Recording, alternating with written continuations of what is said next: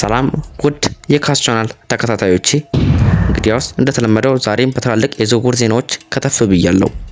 እንግዲያውስ ቪዲዮን ከመጀመሪያ በፊት ቻናሉን ላይክ በማድረግ እንጀምራለን። ወደ ዜናዎቹ እንሂድ። ወደ መጀመሪያው ዜና ስናልፍ ብሩኖ ጉማሬስ ወደ አርሰናል ሊመጣ ነው የተባለ ነው። የፈረንሳዩ ሉዊስ ኢኩፔ እንደዘገበው አርሰናል ብራዚላዊውን አማካኝ ብሩኖ ጉማሬስን በ90 ሚሊዮን ዩሮ ለማስፈረም ስምምነት ላይ ደርሷል ተብሏል። ይህ ዝውውር ከተጠናቀቀ አርሰናል በመሃል ሜዳ ትልቅ ጥንካሬ ያገኛል። ጉማሬስ በኳስ ቁጥጥር፣ በመከላከልና ጨዋታን በማደራጀት ከፕሪሚየር ሊጉ ምርጥ አማካኞች መካከል አንዱ እንደሆነ ይቆጠራል። ነገር ግን እስካሁን ይህን ዝውውር እንደተጠናቀቀ ከሁሉም ከፍተኛ የዝውውር ምንጮች ይፋዊ ማረጋገጫ አልወጣም። ስለዚህ ዜናው በሉዊስ ኢኩፔ ዘገባ ላይ የተመሰረተ መሆኑን ማስታወስ ይገባል። ከተረጋገጠ ግን ይህ በዚህ ክረምት የዝውውር መስኮት ከታላላቅ ፊርማዎች መካከል አንዱ ይሆናል። ሌላኛው ሁለተኛው የዝውውር ዜና አርሰናል ለቪኒሲየስ ጁኒየር ያለውን ፍላጎት አሁንም ቀጥሏል ተብሏል። አርሰናል የሪያል ማድሪዱን ኮከብ ቪኒሲየስ ጁኒየር ለማስፈረም ያለውን ፍላጎት አሁንም እንዳላቆመ ተዘግቧል። ጋዜጠኛ ሮራ እንደዘገበው ከሆነ አርሰናል ይህን ዝውውር የማሳካት እውነተኛ እድል እንዳለው እምነት አለው። በሌላ በኩል የሪያል ማድሪድ አቋም ግልጽ መሆኑ ተነግሯል። ቪኒሲየስ ራሱ መልቀቅ ከፈለገ ክለቡ መንገዱን አይዘጋበትም ተብሏል። ይሁን እንጂ እስካሁን በሁለቱ ክለቦች መካከል ይፋዊ ድርድር ወይም ስምምነት መኖሩ አልተረጋገጠም። ስለዚህ ይህ አሁንም በወሬ ደረጃ ያለ ጉዳይ ነው። ነገር ግን ቪኒሲየስ በእርግጥ ሪያል ማድሪድ ለቆ ቢወጣ በዚህ ክረምት የዝውውር መስኮት ከሁሉም የሚያስደንቅ ዝውውር አንዱ መሆኑ አያጠራጥርም። ሌላኛው ሶስተኛው የዝውውር ዜና ማንቸስተር ዩናይትድ ለራፋኤል ሊዮ እንቅስቃሴ ጀምሯል ተብሏል። ማንቸስተር ዩናይትድ የኤሲ ሚላን ፖርቹጋላዊ ክንፍ ተጫዋች ራፋኤል ሊዮን ለማስፈረም እንቅስቃሴ መጀመሩ ተዘግቧል። ጋዜጠኛ ኒኮላ ሺራ እንደዘገበው ከሆነ ዩናይትድ የዝውውር ሁኔታ ለማወቅ ከኤሲ ሚላን ጋር መረጃ ጠይቋል ተብሏል። ይህም ክለቡ የሊዮን ዝውውር በቁም ነገር እየገመገመ መሆኑን ያሳያል። በተጨማሪም ራፋኤል ሊዮ በዚህ ክረምት ኤሲ ሚላንን ለቆ ለመውጣት ዝግጁ መሆኑ ተነግሯል እና የጣሊያኑ ክለብም ከ50 ሚሊዮን ዩሮ እስከ 60 ሚሊዮን ዩሮ በሚደርስ ዋጋ ተጫዋቹን ለመሸጥ ክፍት መሆኑ ተዘግቧል። ነገር ግን እስካሁን ዩናይትድ ይፋዊ ጨረታ አላቀረበም። የዝውውሩ ሂደትም በመጀመሪያ ደረጃ ላይ ይገኛል ተብሏል። ይህ ዝውውር ከተሳካ ግን ራፋኤል ሊዮ የማንቸስተር ዩናይትድን የጥቃት መስመር በእጅጉ ሊያጠናክር ይችላል ተብሏል።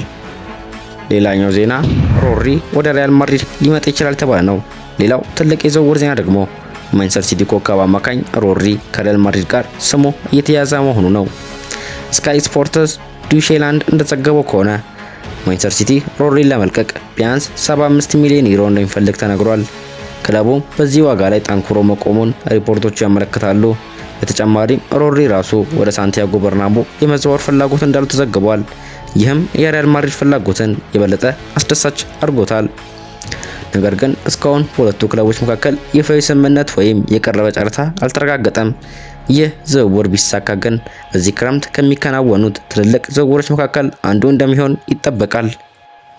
ሌላኛው ዜና ሊቨርፑል ለብራድሊ ባርኮላ ያለውን ከፍተኛ እድል ጨምሮለታል ተብሏል። ሊቨርፑል የፓሪስ ሰንት ጀርመን ኮከብ ብራድሊ ባርኮላ ለማስፈረም ያለው ተስፋ ከፍ ሊል እንደሚችል ተዘግቧል። እንደ ስካይ ስፖርትስ ዱሽላንድ ዘገባ ከሆነ ፒኤስጂ የሞናኮን ተጫዋች ማግኔስ አክሊቼ ለማስፈረም ከተስማማ በኋላ የባርኮላ የወደፊት ሁኔታ ጥያቄ ውስጥ ገብቷል ተብሏል። ይህም ሊቨርፑል ለፈረንሳዊ ክፍት ተጫዋች የሚያደርገውን ጥረት ሊያጠናክር ይችላል። ሆኖም ፒኤስጂ ለባርኮላ ከፍተኛ ዋጋ እንደሚጠይቅ ተነግሯል። ዋጋውም ወደ 140 ሚሊዮን ዩሮ ሊደርስ ይችላል።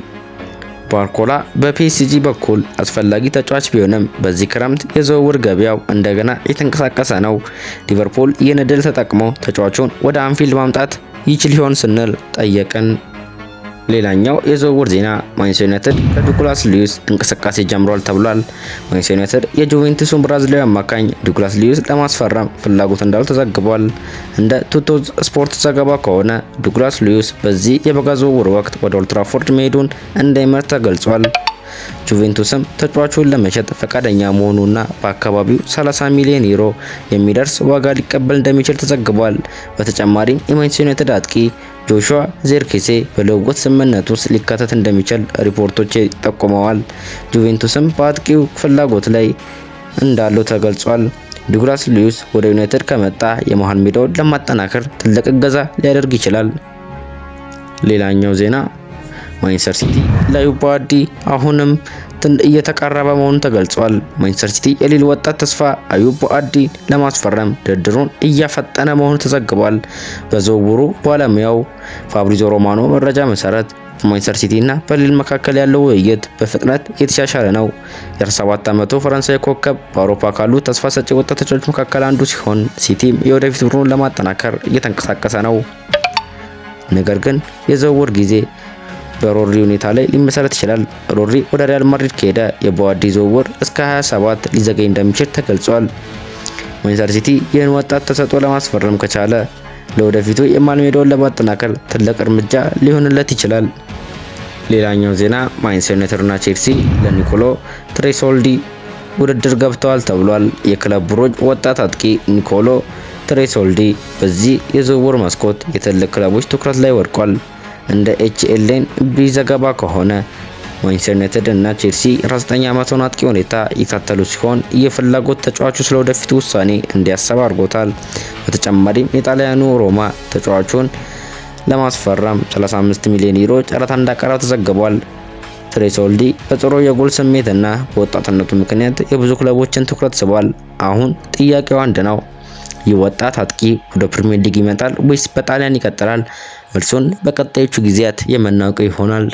ሌላኛው የዝውውር ዜና እዛው ማንቸስተር ቤት ማንቸስተር ዩናይትድ ለሉዊስ ሆል አሁንም ፍላጎት አለው ተብሏል። ማንቸስተር ዩናይትድ የኒውካስል ዩናይትድ ግራ ተከላካይ ሉዊስ ሆል ላይ ፍላጎት እንዳለው ተዘግቧል።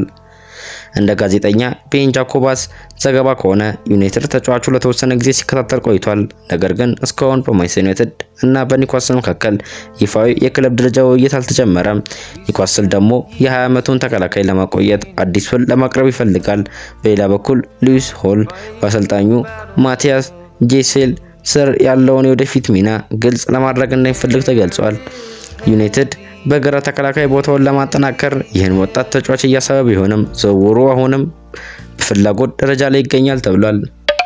ነገር ግን ማንቸስተር ዩናይትድ የኒውካስሉን ተከላካይ ሉዊስ ሆል ለማስፈረም እየሰራ ቢሆንም ዝውውሩ ካልተሳካ ሌላ አማራጭ እየተዘጋጀ መሆኑ ተዘግቧል።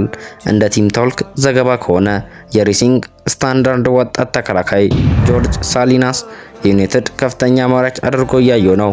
19 ዓመቱ ተከላካይ በአውሮፓ ትልቅ ክለቦች ትኩረት ላይ ሲሆን በባርሴሎና እና አትሌቲኮ ማድሪድ እንዲሁ እሱን የታተሉ ናቸው ተብሏል።